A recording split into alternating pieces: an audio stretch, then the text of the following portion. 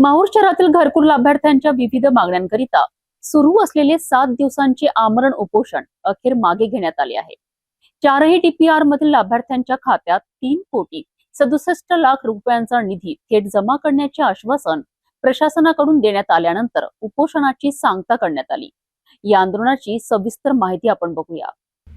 माहूर नगर पंचायत समोर घरकुल लाभार्थ्यांच्या प्रलंबित प्रश्नांसाठी सुरू असलेले आमरण उपोषण 7व्या दिवशी संपुष्टात आलेत।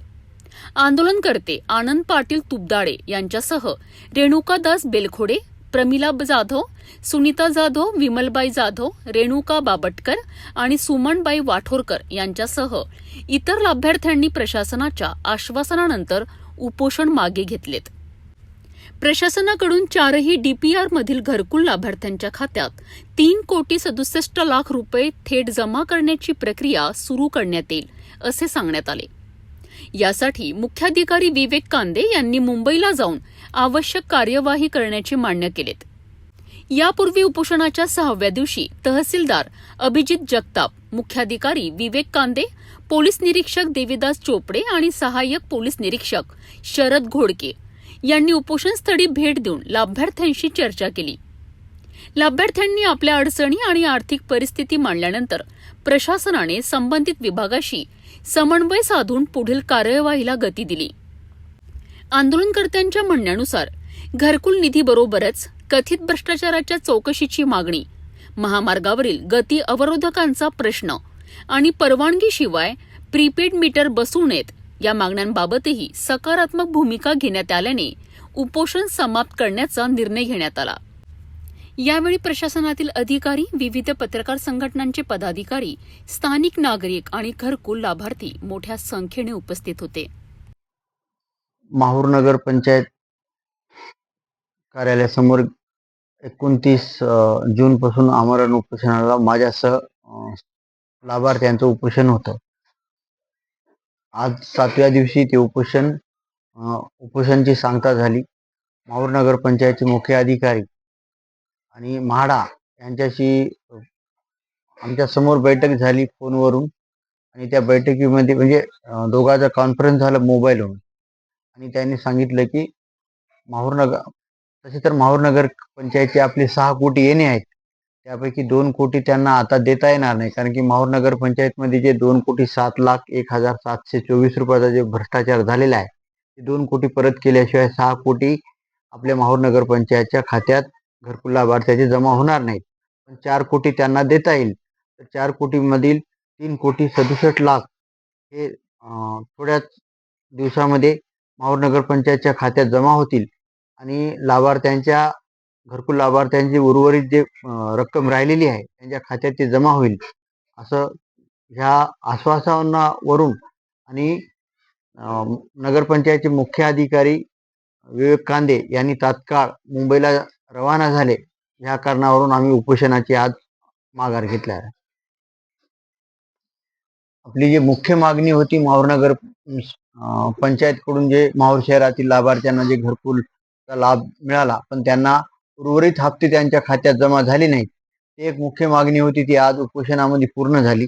आणि दुसऱ्या क्रमांकाची मागणी होती की पंतप्रधान आवास योजनेतील जो भ्रष्टाचार झालेला आहे त्या भ्रष्टाचारामधील संबंधित अधिकारी, पदाधिकारी यांच्या विरुद्ध सुद्धा गुन्हा 24 तारखेला माहूर पोलीस स्टेशनमध्ये दाखल झालेला आहे, आणि त्याचा तपास सुद्धा माहूर पोलीस स्टेशनचे निरीक्षक देवीदासजी चोपडे साहेब हे करत आहेत।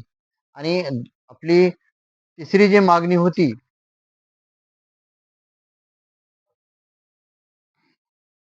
माहूर शहरामध्ये सौर ऊर्जेचा जवळपास 50 ते 60 कोटी रुपयाचा भ्रष्टाचार झालेला आहे।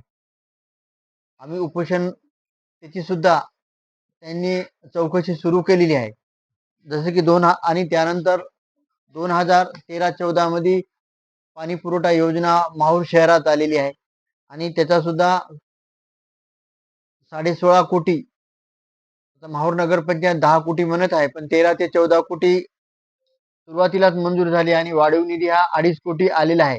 मुख्य अधिकारी साहेब यांना माहीत नसेल, पण 16.5 कोटी रुपये हे माहूर नगर पंचायतला वर्ग झालेले आहेत। त्याच्यामधला जो व्याजाचा जो विषय होता, म्हणजे 8 ते 7 ते 8 वर्षे माहूर नगरपंचायतने ते पैसा वापरला आणि त्याचा व्याज माहूर शहराच्या कोणत्या विकास कामासाठी वापरला त्यांनी. त्यांचा खुलासा मागितला, त्याची सुद्धा चौकशी त्यांनी लावलेली आहे. आणि दुसरं, माहूर शहराला पाणी पुरवठा स्वच्छ भेटत नाही, त्याची सुद्धा आम्ही त्यांच्याकडे मागणी केलेली आहे. त्यांचा सुद्धा त्यांनी चौकशी लावलेली आहे. आणि माहूर शहरात 17 वार्डामध्ये वॉटर फिल्टर प्लॅन्टची आपण मागणी केलेली आहे. ती बी येणाऱ्या मीटिंगमध्ये सभागृहामध्ये त्यांनी सर्व सदस्याच्या समोर ते ठराव मंजूर घेणार आहेत. हे सुद्धा त्याने आम्हाला लेखी आश्वासन दिलेलं आहे.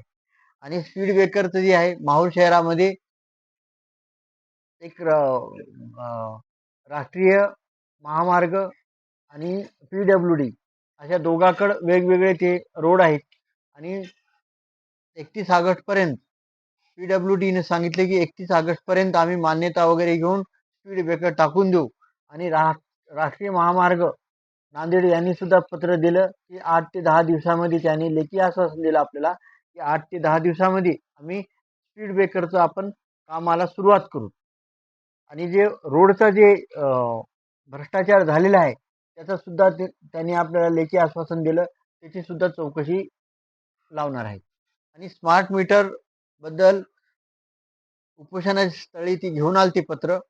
आणि त्यांनी सांगितलं की तोंडी सांगितलं, कारण की त्याला जोपर्यंत त्यांचे वरिष्ठाचा आदेश येणार नाही तोपर्यंत त्याने सांगितलं की माहूर महावितरण कंपनीकडून कोणत्याही ग्राहकाला जबरदस्तीनं आम्ही स्मार्ट मीटर बसवणार नाही, असं त्याने आम्हाला आश्वासन दिलं आणि लेखी पत्र दिलं. पण लेखी पत्रात ते त्यांनी उल्लेख केलेला नाही, कारण की वरिष्ठाशी चर्चा करून करणार आहेत. जर MSEB माहूर महावितरण कंपनी जर ग्राहकावर जबरदस्ती करत असेल तर ह्यानंतरचं उपोषण फक्त MSEBच्या समोर स्मार्ट मीटरसाठी करण्यात येईल. आता प्रशासनाकडून जाहीर केलेल्या आश्वासनांची प्रत्यक्ष अंमलबजावणी कितपत आणि किती लवकर होते याकडे लाभार्थ्यांसह संपूर्ण माहूर तालुक्याचे लक्ष लागले आहे.